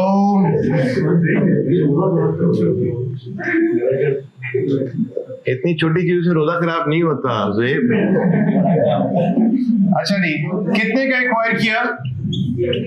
75,000 का। Are we clear? अच्छा जी, ईयर 1 के एंड पे बैलेंस कितना आ जाएगा? 75। ठीक है जी, डन, कोई ऐसी मुश्किल बात नहीं। क्विकली बताइए डेप्रिसिएशन कितना आएगा? कितना आएगा? 17,500। डेप्रिसिएशन की एंट्री क्या बनती है? Depreciation debit, accumulated depreciation credit. यहां पे किधर आएगा? 17,000। इसको कैलकुलेट करके दिखाने की जरूरत नहीं है, ठीक। कैरी डाउन कितना आएगा? 17,500। डन। अगले साल ओपनिंग कितना होगा? 75,000। और यहां पे ओपनिंग कितना होगा बोलिए? 17,500। याद एक साथ, ठीक। अब बताइए दूसरे साल के एंड पे कॉस्ट कितनी रही? वही जितनी थी। डेप्रिसिएशन दूसरे साल के एंड पे कितना आएगा? 17,500। ये कितना हो गया? 35,000। कोई ऐसे मसले की बात ही नहीं है। ये काम तो सारे साथियों ने किया होगा, इसमें कुछ भी नया नहीं है मेरे बताने का।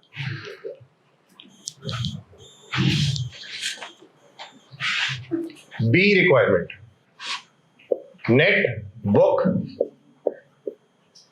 Value account.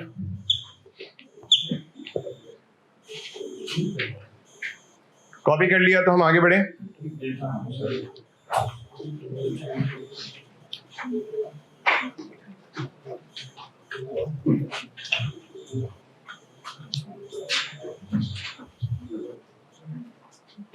Net book value account.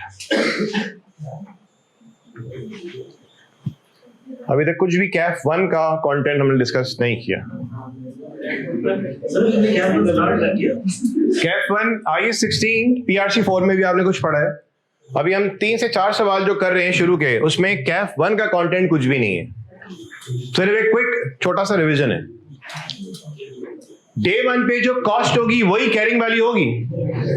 Day 1 पे जो कॉस्ट होगी वही बुक वैल्यू होगी, राइट।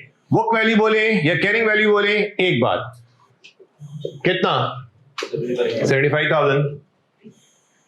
नेट बुक वैल्यू का मतलब क्या होता है? Cost minus accumulated depreciation. एक सवाल का जवाब दीजिए। डेप्रिसिएशन हम सब जानते हैं कि एसेट की वैल्यू को कम करता है। लेजर्स के हवाले से अगर बात पूछी जाए तो लेजर्स में डेप्रिसिएशन कहां कहां आता है? एक तो अपने अकाउंट में आएगा, डेप्रिसिएशन के अकाउंट में आएगा। और कुछ लोगों ने बोला कि सर डेप्रिसिएशन जो है वो अलाउंस को बढ़ाता है, और कुछ लोगों ने जवाब दिया कि सर डेप्रिसिएशन बुक वैल्यू को कम करता है। क्या ये बात समझ आई? डेप्रिसिएशन, मैं आपसे पूछता हूं, अलाउंस को अफेक्ट करता है या नहीं करता? डेप्रिसिएशन बुक वैल्यू को अफेक्ट करता ही नहीं करता? कुछ साथियों ने जवाब दिया कि सर डेप्रिसिएशन, अच्छे से समझिएगा, डेप्रिसिएशन अलाउंस को बढ़ाएगा। अलाउंस एक्यूमुलेटेड डेप्रिसिएशन की बात हो रही है। डेप्रिसिएशन अलाउंस को बढ़ाएगा। अलाउंस जब बढ़ेगा तो कॉस्ट में से जब अलाउंस माइनस होगा तो कम क्या हो जाएगी, बोलिए, बुक वैल्यू। डन। हमने डेप्रिसिएशन को पहले ले गए अलाउंस के अकाउंट में, अलाउंस को हमने क्या किया, बोलिए, बढ़ाया। डन। और फिर कॉस्ट में से अलाउंस को क्या किया, बोलिए, माइनस, तो कम क्या हो गई। तो हमने अलाउंस को क्या किया, बोलिए, बढ़ाया। डन। अलाउंस बढ़ के कितना हो गया, 17,500। और जब कॉस्ट में से अलाउंस को माइनस किया तो क्या आया, बुक वैल्यू आई। तो बुक वैल्यू बढ़ गई या कम हो गई, कम हो गई। 2 स्टेप में काम किया, यानी कि बुक वैल्यू को पता करने के लिए हमने 2 अकाउंट्स बनाए। बेटा सुनना समझना। तो मैं आपसे पूछूं, डेप्रिसिएशन क्या करता है? सर अलाउंस को बढ़ाता है। जवाब बिल्कुल सही। डेप्रिसिएशन क्या करता है? सर बुक वैल्यू को कम करता है। ठीक, ये भी जवाब बिल्कुल सही है, लेकिन 2 जवाब हैं और उनके ट्रीटमेंट में फर्क है। जिसने कहा कि डेप्रिसिएशन अलाउंस को बढ़ाता है, ठीक, मैंने पूछा और बताइए क्या होगा। सर जब अलाउंस बढ़ जाएगा तो कॉस्ट में से अलाउंस को माइनस करेंगे तो बुक वैल्यू क्या हो जाएगी, कम हो जाएगी। 2 स्टेप में जवाब दिया और 1 स्टेप में जवाब दे रहे हैं क्या, सर डेप्रिसिएशन जो है बुक वैल्यू को क्या करेगा, बोलिए, कम करेगा। अलाउंस बढ़ा, ठीक, तो कॉस्ट में से अलाउंस माइनस हुआ तो क्या कम हो गई, बोलिए, बुक वैल्यू। 2 स्टेप में काम हुआ। यहां पे अगर हम देखते हैं नेट बुक वैल्यू, तो डेप्रिसिएशन मुझे बताइए बुक वैल्यू को बढ़ाएगा या कम करेगा, कम करेगा। तो लेफ्ट पे आएगा या राइट पे आएगा, बोलिए, लेफ्ट पे आएगा तो उसका मतलब बुक वैल्यू बढ़ जाएगी, राइट पे आएगा तो बुक वैल्यू क्या हो जाएगी, कम हो जाएगी। तो डेप्रिसिएशन जो है कितना आया, बोलिए, 17,500। तो यहां पे हमारे पास जो जवाब आया वो क्या आया, 57,500। अब आप देखें जरा, दोनों चीज आपके सामने अभी दिख रही हैं। डेप्रिसिएशन ने अलाउंस को बढ़ाया और फिर जब कॉस्ट में से अलाउंस माइनस हुआ तो क्या कम हो गई, बोलिए, बुक वैल्यू। हम तो इसके यूज टू थे। ऑल्टरनेट क्या है कि सर अगर हम लोग कॉस्ट का और अलाउंस का अकाउंट अलग अलग नहीं बना रहे तो हम कौन से अकाउंट बना सकते हैं, बुक वैल्यू अकाउंट। तो सर बुक वैल्यू में होता क्या है, सर बुक वैल्यू में हम कॉस्ट और अलाउंस दोनों को मर्ज करके लेके चलते हैं। एडिशन जब होगा तो बुक वैल्यू बढ़ेगी, डेप्रिसिएशन जब होगा तो बोलिए बुक वैल्यू कम हो जाएगी। डेप्रिसिएशन जब होगा तो बुक वैल्यू कम हो जाएगी। किसी ने जवाब दिया कि सर डेप्रिसिएशन बुक वैल्यू को कम करते हैं। मैंने बोला लेजेस में जरा उसकी मूवमेंट बताओ। आप बोलेंगे सर अगर बुक वैल्यू बना रहे हैं तो डायरेक्ट बुक वैल्यू को कम कर दें, दिस वन। और दूसरा जवाब क्या बन सकता है, सर अगर आप 2 लेजेस बना रहे हैं, अलाउंस का अलग से बना रहे हैं, तो हम यहां पे क्या करेंगे कि अलाउंस के अकाउंट को बढ़ाएंगे और फिर कॉस्ट में से अलाउंस को माइनस करेंगे तो कम क्या हो जाएगी, बोलिए, बुक वैल्यू। अच्छा ठीक, अब बताइए यहां पे कितना आ गया, 57500। 57500। यहां पे बताइए डेप्रिसिएशन कितना आएगा, 17,500। ये कितना आ गया, 40,000। दोनों अकाउंट के फायदे भी हैं, कुछ कुछ नुकसान भी हैं। देखिए जरा, वो एरिया जो मैं आपके सामने भी रखता हूं वो ये है।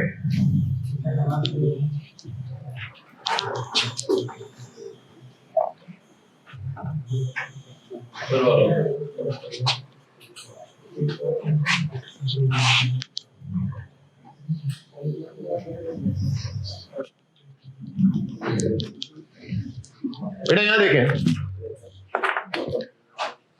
मैंने आपको कॉस्ट का अकाउंट दिया, सिर्फ कौन सा एरिया जिसको मैंने रेड से मैंने सर्कल किया, अलाउंस का जिसको मैंने रेड से सर्कल किया। मुझे बताइए ये जो 35,000 है, ठीक, ये क्या है, जल्दी से बताइए। Accumulated depreciation. ये एसेट था कितने का, सिर्फ इस रेड वाले एरिया को देखना है बेटा। 35,000 क्या है, एक्यूमुलेटेड। मुझे बताइए एसेट था कितने का जिसका अलाउंस है 35, इसको देख के बता रहे हैं। यहां पे आइए, 75 माइनस 35 किया तो कितना आ गया, बोले, 40। 75 35 40। अब मैं बोलता हूं जरा इस एरिया को देखें आप, ये जो 40 है ये बुक वैल्यू, डेप्रिसिएशन जो है वो इस साल का है, कितना? 17,500। मैं आपसे पूछता हूं, मुझे बताइए कि अगर डेप्रिसिएशन 17,500 है, बुक वैल्यू आ रही 40,000, बताइए एसेट ओरिजिनली था कितने का? आप मेरा पॉइंट समझे? यानी कि अगर मैं आपको सिर्फ ये एरिया दिखा रहा हूं, ठीक, चाहे ये दूसरा साल हो, तीसरा, 10वां, 20वां, 25वां, जो भी साल हो, ठीक, तो बुक वैल्यू नजर आ जाएगी, डेप्रिसिएशन नजर आ जाएगा। मेरा आपसे सवाल ये है, बताओ एसेट ओरिजिनली था कितने का?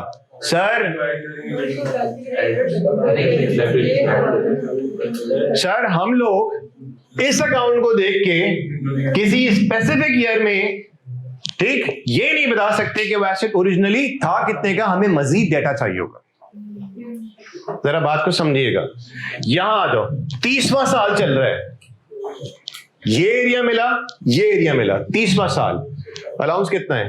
35, डेप्रिसिएशन कितना? 17,500, ये 17,500, ठीक। इसको देखा, मैं आपसे पूछता हूं, ये 35,000 जो है अलाउंस है, बताइए कॉस्ट थी कितनी? आपने फौरन उसी साल के opening book value, opening amount, opening balance को देखा और आपने बता दिया सर इसकी कॉस्ट कितनी थी? 75,000। आप जरा प्लीज बात को समझें जो मैं बोलना चाह रहा हूं। कॉस्ट अकाउंट और अलाउंस अकाउंट जिस साल में भी आप खड़े हुए होंगे, चाहे वो 20वां, 30वां, 40वां, 50वां साल क्यों ना हो, आप बता सकते हैं कि कॉस्ट थी कितनी। लेकिन बुक वैल्यू अकाउंट को देख के आप ये तो बता सकते हैं कि डेप्रिसिएशन इतना है, बुक वैल्यू क्लोजिंग इतनी आ रही है, लेकिन उसको देख के ये नहीं बता सकते कि वो एसेट ओरिजिनली था कितने का। आपको मेरी बात समझ आ रही है? यानी कि बुक वैल्यू अकाउंट बनाने की भी कुछ लिमिटेशंस हैं कि यहां पे आप सिर्फ इस लेजर को देख के ये नहीं बता सकते कि कॉस्ट कितनी थी, लेकिन यहां की सूरत हाल को देख के आप बता सकते हैं, चाहे वो 20वां साल हो, 30वां साल हो, कोई भी साल हो, आप बता सकते हैं कि जिस साल में आप एंड पे खड़े हुए हैं उस साल का जो ओपनिंग वीडियो होगा कॉस्ट का, वही क्या होगी? Original cost. तो इसका मतलब कॉस्ट कितनी है? 75,000। और आज तक एज ऑफ टुडे एसेट कितना डेप्रिशिएट हो चुका है? बोलिए 35,000। Done. As of today book value है 40, डेप्रिसिएशन है इतना। मैं आपसे पूछता हूं वो था कितने का एसेट जो आज पहुंच चुका है 40 पे? आप इसका जवाब इस डेटा को देख के नहीं दे सकते। आपको मेरी बात समझ आ रही है? सर इसके लिए हमें मजीद इंफॉर्मेशन चाहिए होगी, बता जरूर सकते हैं, लेकिन सिर्फ इसको देख के हम लोग नहीं बता सकते। आगे बढ़िए, क्वेश्चन नंबर 4 पे आइए। यार फिर एक साथ ही नमाज पढ़ के, क्योंकि जमात तो यहाँ पे हमने खुद ही अपनी करानी है ना, अभी क्लास का टाइम खत्म होने वाला है, कुछ ज्यादा टाइम नहीं है। Question number 4, question number 4,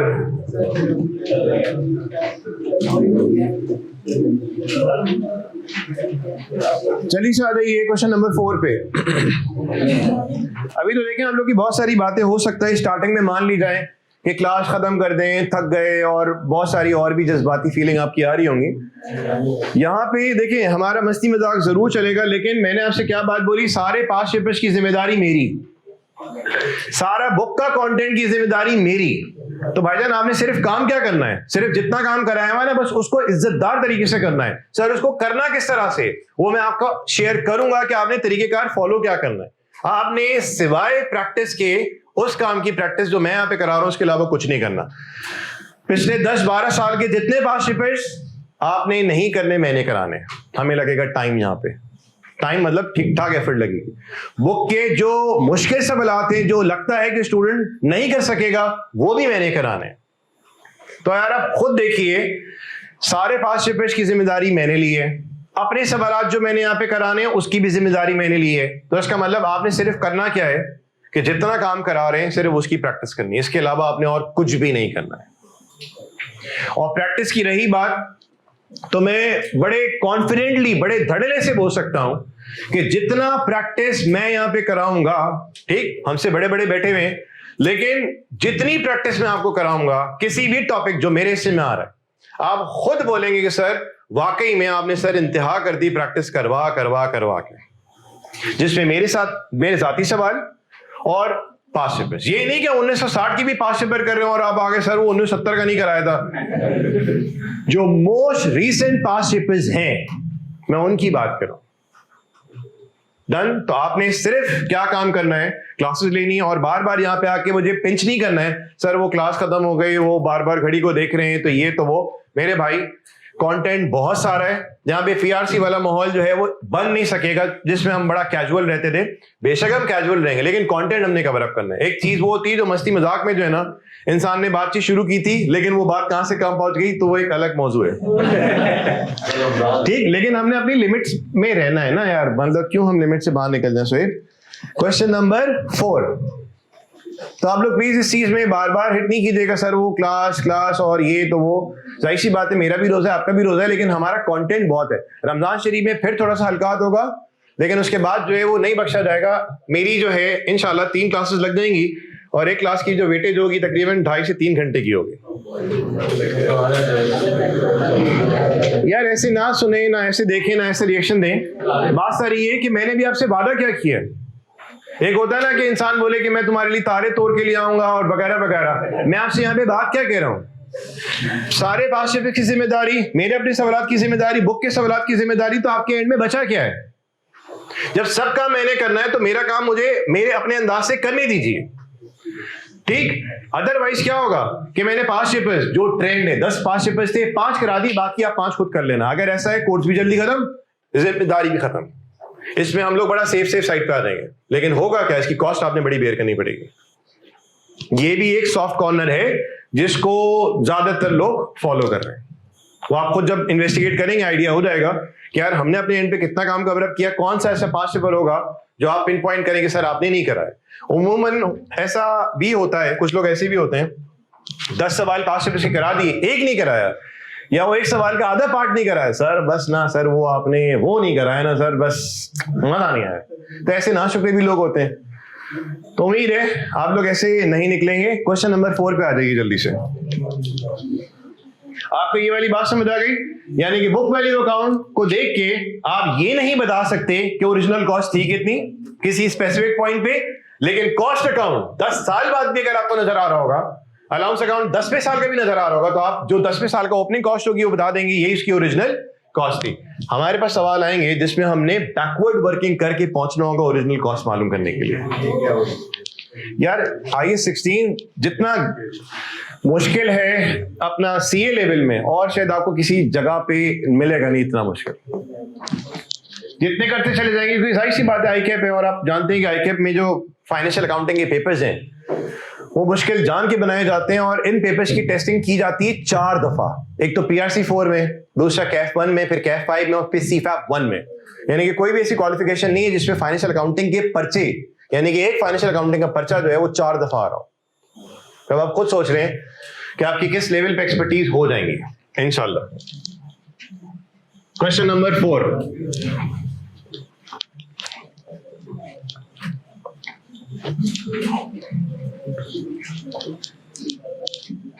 question number 4 में देखिए जल्दी से।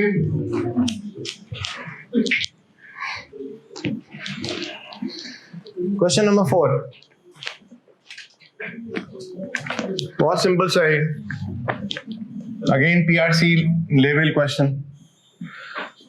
डेप्रिसिएशन एक्सपेंस बोले,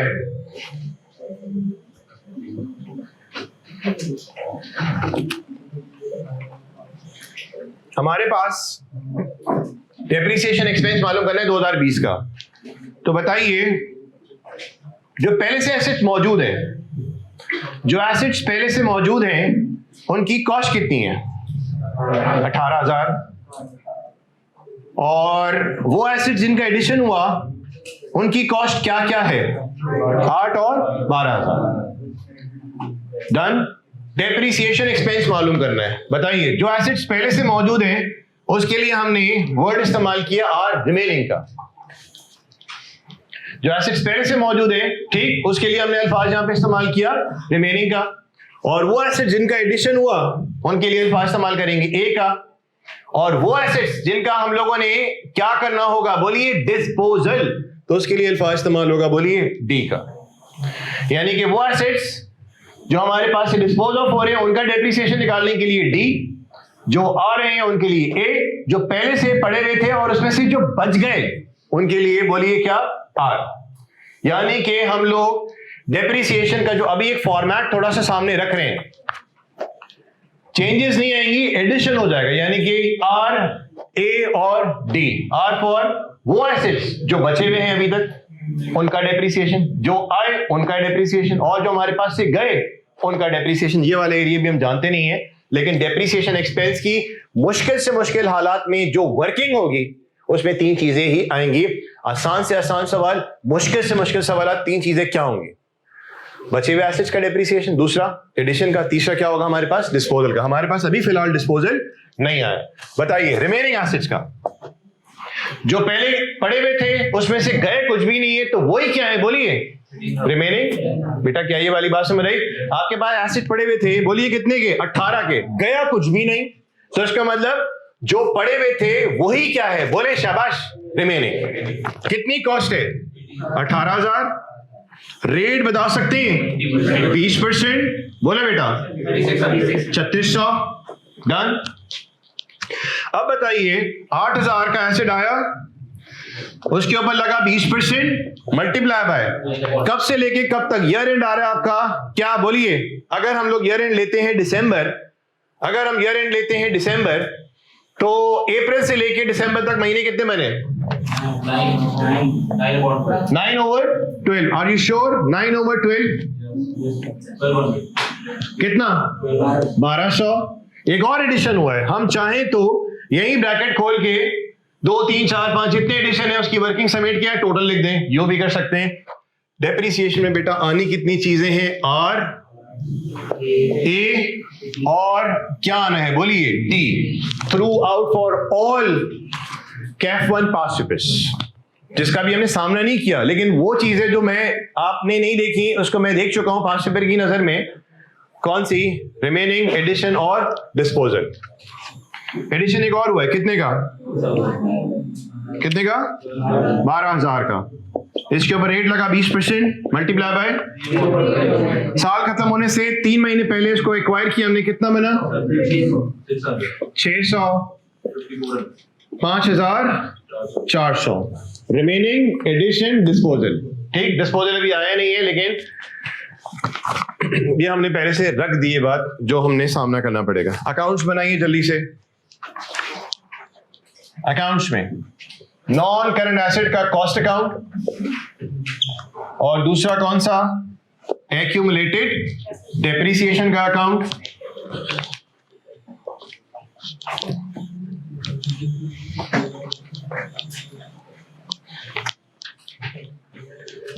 सेकेंड लास्ट पेज पे जाइएगा जरा आप, सेकेंड लास्ट पेज पे आप लोग जाइए, बल्कि आप एक काम कीजिए, पेज नंबर 14 पे आइए फॉर अ मिनट। पेज 14 पे आइए फॉर अ मिनट। रिक्वायरमेंट जरा पढ़ेंगे आप ऑटम 14 वाले सवाल की। Prepare following ledger account for the year ended 30 June 14। Vehicle account, accumulated depreciation account and disposal account. Disposal अभी हमने पढ़ा नहीं है, लेकिन मैं सिर्फ वो पिक्चर दिखा रहा हूं जिसके ऊपर हमने काम करना शुरू कर दिया है। डन। रिक्वायरमेंट बी पढ़िए, vehicle net book value account and disposal account. मैं सिर्फ ये काम जो कर रहा हूं दिखाना चाह रहा हूं। आगे देखिए, अगला सवाल जो है पेज नंबर 14 पे इसकी रिक्वायरमेंट, बल्कि कौन सी रिक्वायरमेंट है? 14 के एंड पे देखिए रिक्वायरमेंट क्या है। Prepare plant and machinery account for the year ended 30 June 12 and 13। Sir अब ये 12 और 13 का हमने बनाना है, ये कॉस्ट वाला बनाना है, बुक वैल्यू अकाउंट बनाना है। जस्ट फॉर अ सेकेंड आप पढ़िए सवाल की starting 2 lines. A trading organization charges depreciation on plant and machinery on RBM 15% on 1st July. The net book value in the ledger stood at 5,660,000. अब एक बात बताएं, आप एड़ियां घिसले यहाँ पे। आप अगर कॉस्ट अकाउंट बनाने के आदी थे, ठीक, नहीं बना सकते, क्योंकि इसने आपको दी क्या है? Book value. मैं सिर्फ ये आगे की पिक्चर इसलिए दिखा रहा हूं बेटा, ताकि आपको ये समझ आ जाए कि वहां पे हम जब बड़े सवाल का सामना करेंगे तो मैं उस वक्त वहां पे रुकूंगा नहीं कि बेटा बात सुनो, कॉस्ट अकाउंट की डेबिट पे ये आता है और क्रेडिट पे ये आता है, अलाउंस की डेबिट पे ये, अलाउंस की क्रेडिट पे वो। डन। मैंने सिर्फ ये आगे की आपको पिक्चर दिखा दी है, और ये मेरे सवाल नहीं है, ये आईकेएफ के सवाल आते हैं। इसी तरह से आप पेज नंबर 15 पे देखें, रिक्वायरमेंट सिर्फ पढ़े आप। रिक्वायरमेंट देखें, कॉस्ट अकाउंट, एक्यूमुलेटेड डेप्रिसिएशन, जिसको मैं अलाउंस का अल्फाज बार बार बोल रहा हूं, और तीसरा कौन सा बोलिए, डिस्पोजल अकाउंट। तो कहने का मतलब आप समझ गए कि मैं किस तरह इशारा दे रहा हूं कि यहां अभी आप बिल्कुल छोटे डेटा के साथ इस पे ग्रिप कर लो, ठीक, बुक वैल्यू वाले लेजर पे ग्रिप कर लें, क्योंकि आगे हमने, ये अभी सिर्फ सैंपल 3 क्वेश्चंस हैं, अभी इसमें बड़े मुश्किल सवालात बाकी हैं, ये सिर्फ सैंपल हैं पास्ट पेपर्स के, ताकि आपको आइडिया हो जाए कि ये काम जो मैंने अभी शुरू किया हुआ है, अभी सिर्फ 3-14 सवाल है, अभी तो कितना सफर तय करना है। तो जब हम सफर तय करके पहुंचेंगे पास्ट पेपर्स पे, तो आपको मैंने सिर्फ रिक्वायरमेंट दिखाई, बीच का डेटा नहीं पढ़वाया। इसी तरह से कौन सी रिक्वायरमेंट है बोलिए, नेट बुक वैल्यू। तो वो लोग जिनके माइंड में आ रहा था नहीं सर हम तो कंफर्टेबल है इसमें कभी डेटा देगा, आप वहां पे कॉस्ट अकाउंट बना ही नहीं पाएंगे, तो वहां पे आपने किस पे काम करना पड़ेगा, बुक वैल्यू। और कभी कभी ऐसा भी होगा कि बुक वैल्यू का क्लोजिंग दे रहा होगा, वो बोलेगा बैकवर्ड वर्किंग करके आप पहुंचे बिल्कुल टॉप पे। डन। तो इसका मतलब पहले हम लोग बेसिक अंडरस्टैंडिंग ले लें। अभी हम PRC 4 में खड़े हुए हैं, कैफ 1 में भी नहीं एंटर हुए, we are just revising the previous work. बोलिए ओपनिंग कितना है, 18,000। डन। मुझे बताओ बेटा एडिशन कब कब हुआ है, 1/4 20 और 1/10 20, कितना एडिशन, 8,000 और 12,000। डन। हम आगे बढ़ते जाएंगे, ये एडिशन वाला, ये डेबिट साइड वाला पोर्शन भारी से भारी होता चले जाएगा। सिर्फ वहां पे ओपनिंग और एडिशन नहीं, 10 चीजें और ऐड हो जाएंगी। ये जो पोर्शन है क्रेडिट, ठीक, ये भरते चले जाएगा। जो डेप्रिसिएशन आप यहाँ पे देखेंगे, अगर आपने ए लेवल्स में बहुत अच्छा स्कोर क्यों ना किया हो अकाउंटिंग में, तो यहाँ की जो आप अकाउंटिंग देखेंगे आप बोलेंगे यार वाकई आईकेप का एक अपना म्यार है। लेकिन अभी हम लोग जिस लेवल पे खड़े हुए हैं वो तो बिल्कुल मम्मी डैडी लेवल है, लग ही नहीं रहा कि सर हम लोग अभी कैफ 1 में आ भी चुके हैं, यानी बिल्कुल सारी पुरानी चीजें चल रही हैं, चीजें चलते चले जाएंगी, आगे मुश्किल होते जाएगा। अच्छा जी बताइए ये कितना, 10 मिनट में खत्म करता हूँ। कितना, 38,000। ठीक, अब बताइए यहां पे कितना है, 7,200। अब यहां पे क्या आता है बोलिए, डेप्रिसिएशन। यहां पे क्या आता है, डेप्रिसिएशन। हम लोगों ने तरतीब कुछ यूं अपनानी होगी कि डेप्रिसिएशन के लिए जो भी वर्किंग है वो यहां पे आगे नहीं करेंगे, राइट। यहां पे डेप्रिसिएशन की वर्किंग नहीं होगी, इसके लिए अलग से हमने कोई वर्किंग करनी होगी, और वहां का जो टोटल होगा वो उठा के यहां पे लाना होगा। और एक बात याद रखें, फिर से बोल रहा हूं, इस डेप्रिसिएशन के अंदर मैक्सिमम कितनी चीज आएंगी, 3, रिमेनिंग, एडिशन, डिस्पोजल। मैं आगे का पूरा ग्राउंड बना रहा हूं जिसको अभी आपने देखा नहीं है, जो मैंने भी 5 रुपए की सिर्फ झलक दिखाई, रिमेनिंग, एडिशन और डिस्पोजल। अब चूंकि हमने वर्किंग कर ली है ना, तो कॉपी पेस्ट, कितना, 5,400, और यहां पे आपके पास आ गया क्लोजिंग, कितना, 12,600। डन। यहां पे आइए, हाँ जी यहां पे बताइए, 18,000 माइनस 7,200, क्या ये वाली बात समझ रही, 18,000 माइनस 7,200, 18,000 क्या है, कॉस्ट, 7,200 क्या है, अलाउंस। 7,200 है एक्यूमुलेटेड डेप्रिसिएशन, बोलने में जरा टाइम लगता है, मैं अलाउंस अलाउंस अलाउंस का वर्ड बार बार इस्तेमाल कर रहा हूं। कॉस्ट माइनस अलाउंस या कॉस्ट माइनस एक्यूमुलेटेड डेप्रिसिएशन, ठीक। क्यों कॉस्ट माइनस अलाउंस किया, क्योंकि अकाउंट कौन सा बना रहे हैं यहाँ पे, बुक वैल्यू का। डन। कितना आया, 10,800। एडिशन है 1/4 20 और 1/10 20, बोलो बेटा 8,000 12,000। यानी कि एडिशन में कोई मसला नहीं है, बस खत्म कर रहा हूं। और यहां पे कितना आएगा बोलिए, डेप्रिसिएशन कितना, 5,400। ये हमने निकाला थ्रू वर्किंग। तो बताइए कितना आ गया, 25,400। 38,000 में से जब माइनस करेंगे 12,600, तब भी कितना आ जाएगा 25,400। इसके लिए 2 अकाउंट्स बने और वहां पे सिंपल एक अकाउंट बना है। नेट बुक वैल्यू अकाउंट जिन साथियों ने नहीं पहले पढ़ा हुआ था या नहीं देखा था, तो उन लोगों को कुछ ना कुछ आइडिया हो गया होगा कि उसमें हम किस तरह से कंस्ट्रक्ट करते हैं। यानी कि डेप्रिसिएशन जो है, जवाब आया कंक्लूजन कि डेप्रिसिएशन जो है वो अलाउंस को बढ़ाता है, बिल्कुल सही जवाब। डेप्रिसिएशन जो है वो बुक वैल्यू को कम करता है, ये भी सही जवाब। लेकिन अलाउंस को जब बढ़ाता है तो वो ये वाली की बात कर रहे हैं, और बुक वैल्यू को कम करता है तो इस वाली की बात कर रहे हैं। यहाँ पे एक स्टेप में काम हो रहा है, यहाँ पे बुक वैल्यू निकालने के लिए एक स्टेप, यहाँ पे बुक वैल्यू निकालने के लिए एक और एक, कितने 2 स्टेप्स। मेरे भाई अभी हमने सिर्फ क्विकली रिवाइज किया था PRC 4 का कुछ पिछला का। अब कल की जो क्लास होगी, कल हमारी क्लास कितने बजे है? 10 से। मेरी कोशिश ये कि 12 से एक्सीड कर लें या फिलहाल अभी रहने दें 12 तक।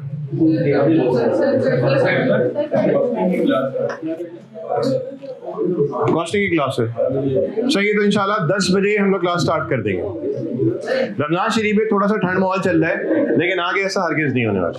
ठीक है बेटा।